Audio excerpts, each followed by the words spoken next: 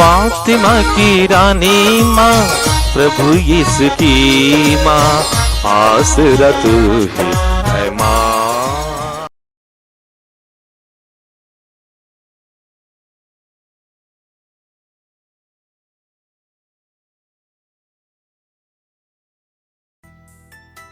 पहला पाठ नबी एजेकियल का ग्रंथ, अध्याय 47, 1 से 9 और 12 तक। मैंने देखा कि मंदिर में से जलधारा निकल रही है और जहाँ कहीं पहुँचती है जीवन प्रदान करती है। स्वर्गदूत मुझसे मंदिर के द्वार पर वापस ले आया। वहाँ मैंने देखा कि मंदिर की देहली के नीचे से पूर्व की ओर जल निकलकर बह रहा है, क्योंकि मंदिर का मुख पूर्व की ओर था। जल वेदी के दक्षिण में मंदिर के दक्षिण पार्श्व के नीचे से बह रहा था। स्वर्गदूत मुझे उत्तरी फाटक से बाहर घुमाकर पूर्व के बाह्य फाटक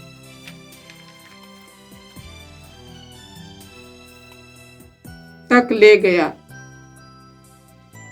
वहां मैंने देखा कि जल दक्षिण पार्श्व से टपक रहा है। उसने हाथ में माप की डोरी लेकर पूर्व की ओर जाते हुए 1000 हाथ की दूरी नापी। तब उसने मुझे जलधारा को पार करने को कहा। पानी टखनों तक था। उसने फिर 1000 हाथ माप कर मुझसे जलधारा को पार करने को कहा। पानी घुटनों तक था। उसने फिर 1000 हाथ माप कर मुझसे जलधारा को पार करने को कहा। पानी कमर तक था। उसने फिर 1000 हाथ की दूरी नापी। अब मैं उस जलधारा को पार नहीं कर सकता था। पानी इतना बढ़ गया था कि तैर कर ही उसे पार करना संभव था। उसने मुझसे कहा, मनुष्य के पुत्र, क्या आपने देखा? तब वह मुझे ले गया और बाद में उसने मुझे फिर जलधारा के किनारे पार पहुंचा दिया। वहां लौटने पर मुझे जलधारा के दोनों तटों पर बहुत से पेड़ दिखाई पड़े। उसने मुझसे कहा, यह जल पूर्व की ओर बहकर अराबा घाटी तक पहुंचता और समुद्र में गिरता है। यह उस समुद्र के खारे पानी को मीठा बना देता है। यह नदी जहाँ कहीं गुजरती है, वहाँ पृथ्वी पर विचरने वाले प्राणियों को जीवन प्रदान करती है। वहाँ बहुत सी मछलियाँ पाई जाएंगी, क्योंकि यह जलधारा समुद्र का पानी मीठा कर देती है और जहाँ कहीं भी पहुँचती है जीवन प्रदान करती है। नदी के दोनों तटों पर हर प्रकार के फलदार पेड़ उगेंगे। उसके पत्ते नहीं मुरझाएंगे और उन पर कभी फलों की कमी नहीं होगी। वे हर महीने नए फल उत्पन्न करेंगे, क्योंकि उनका जल मंदिर से आता है। उनके फल भोजन और उनके पत्ते दवा के काम आएंगे। प्रभु की वाणी। ईश्वर को धन्यवाद। भजन अनुवाक्य। विश्वमंडल का प्रभु हमारे साथ है, याकूब का ईश्वर हमारा गढ़ है। विश्वमंडल का प्रभु हमारे साथ है, याकूब का ईश्वर हमारा गढ़ है। ईश्वर हमारा आश्रय और सामर्थ्य है, वह संकट में सदा हमारी सहायता करता है। इसलिए हम नहीं डरेंगे, चाहे पृथ्वी कांप उठे, चाहे पर्वत समुद्र के गर्त में खिसक जाएं।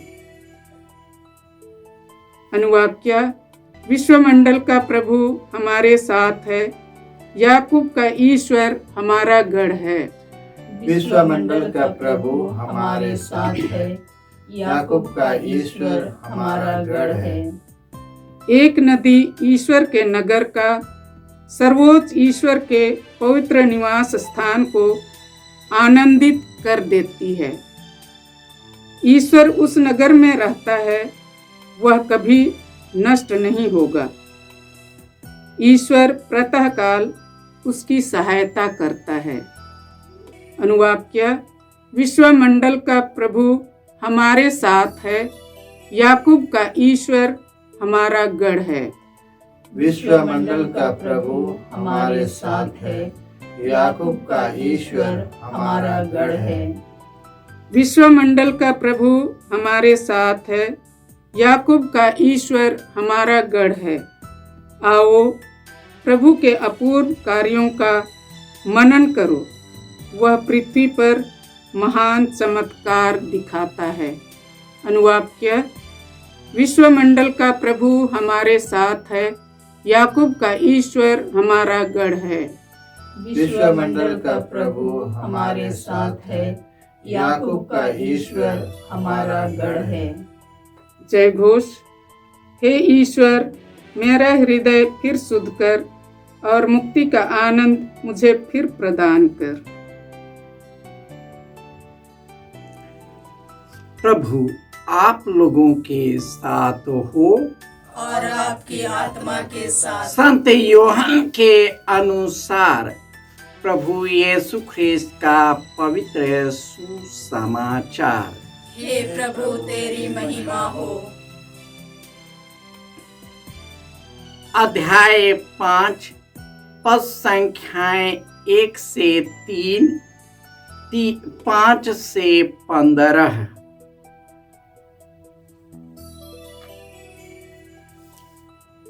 यीशु यहूदियों के किसी पर्व के अवसर पर यरूशलेम गए।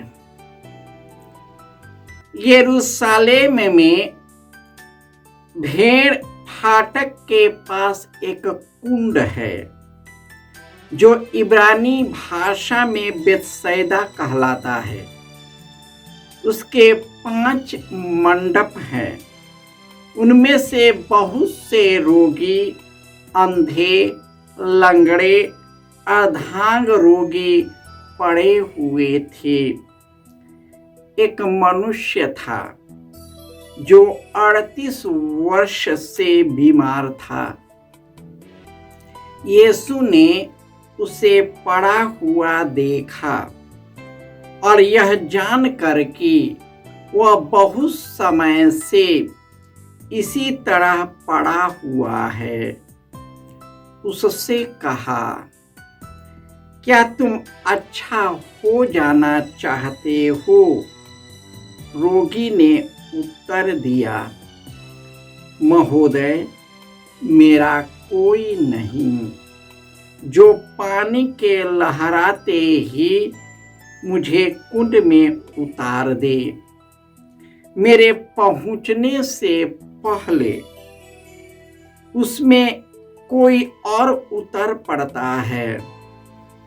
यीशु ने उससे कहा, उठकर खड़े हो जाओ, अपनी चारपाई उठाओ और चलो।